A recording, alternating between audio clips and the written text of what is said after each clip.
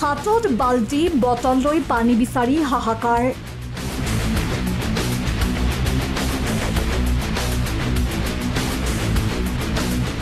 কমমানিঘটো আহিছে পিয়াহৰ পানী টুপি বিচাৰি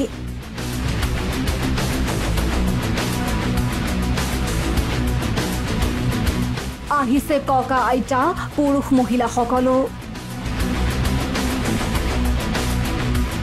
মুঠৰ ওপৰত এক দুখ লগা দৃশ্য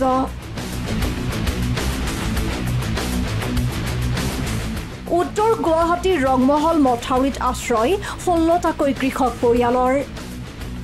খাদ্য ঔষধ পাতিৰ অভাৱৰ লগতে এটুপি খোৱাপানীৰ বাবে ছটফটাই আছে পৰিয়ালকেইটাই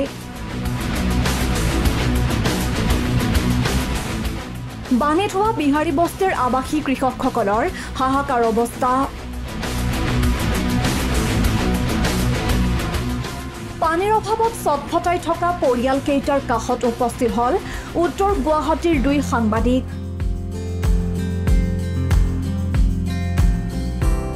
খোৱাপানী যোগান ধৰিলে দুয়ো সাংবাদিকে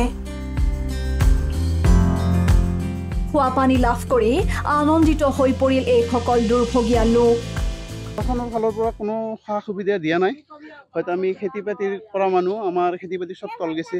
খাওয়া লোৱা সব অসুবিধা হৈ গৈছে আমাৰ থাকাৰো অসুবিধা হৈ গৈছে খোৱাপানীৰো অসুবিধা হৈছে সাংবাদিকে আহি আমাক যি সুবিধা কৰিছে সুবিধাটো দিছে পানীৰ সুবিধাটো এই আমি ধন্যবাদ এক মাহ পৰা এই পানীতে ডুবাডুব হৈছিল